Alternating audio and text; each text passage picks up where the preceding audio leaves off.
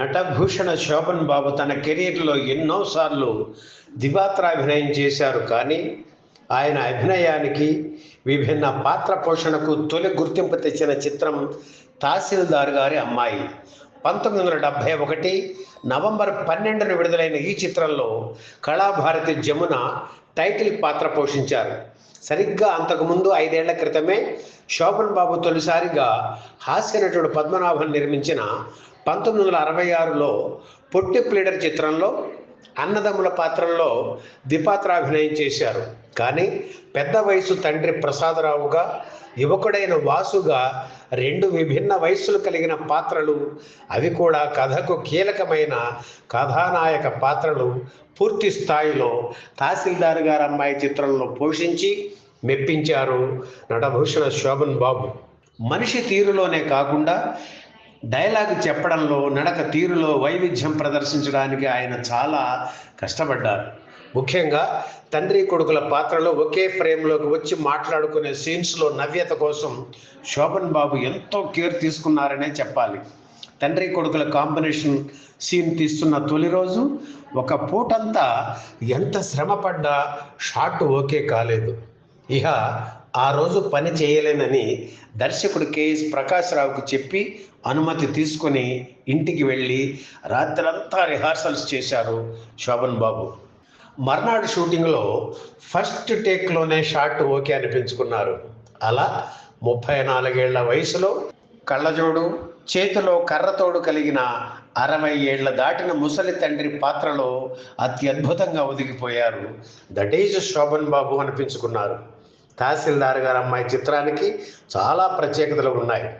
శోభన్ బాబు చిత్ర పరిశ్రమలో అడుగుపెట్టి అప్పటికి పుష్కర కాలం.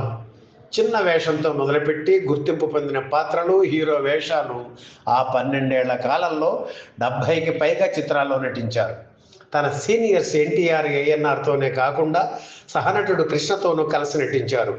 వీరాభిమన్యు, మనుషులు మారాలి, కళ్యాణ మండపం వంటి హిట్స్ వచ్చినా సోలో హీరోగా నిలబెట్టే సినిమా ఏదీ రాలేదు.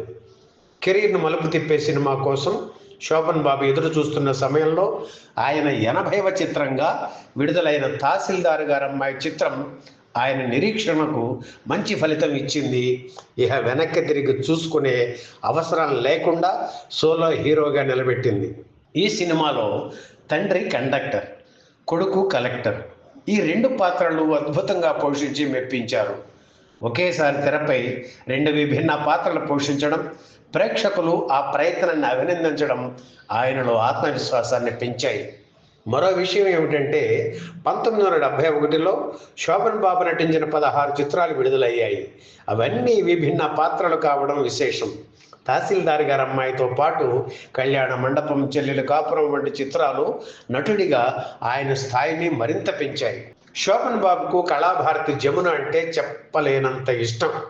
కాలేజీ రోజుల నుంచి ఆవిడను పిచ్చిగా ప్రేమించి, ఆరాధించి ఓ అభిమానిగా ఆవిడకు ఎన్నెన్నో ఉత్తరాలు రాసేవారు.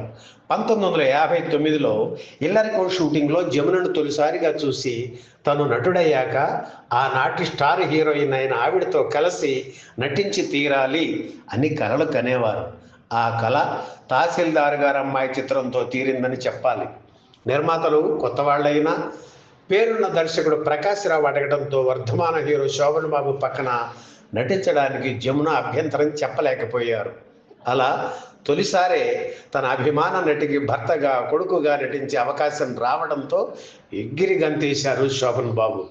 ఈ చిత్రంలో జమున తండ్రిగా, తహసీల్దార్ పాత్రలో నాగభూషణ నటించారు. యువ కథానాయికగా చంద్రకళ నటించారు. 1971 మార్చి 15న వాహిని స్టూడియోలో తహసీల్దార్ గారి అమ్మాయి షూటింగ్ మొదలైంది. సెట్లో జమునతో కలిసి నటించేటప్పుడు 1-2 షాట్స్లో శోభన్ బాబు తడబడ్డా జమున సహకారంతో ఆ తరువాత విజృంభించారు. శోభన్ బాబు, జమున జంటకు ప్రేక్షకుల ఆదరణ లభించిన మళ్ళీ 6 ఏళ్లకు కానీ వీరిద్దరూ కలిసి నటించలేకపోయారు. 1977లో వచ్చిన ఆ చిత్రం గడుసు పిల్లోడు.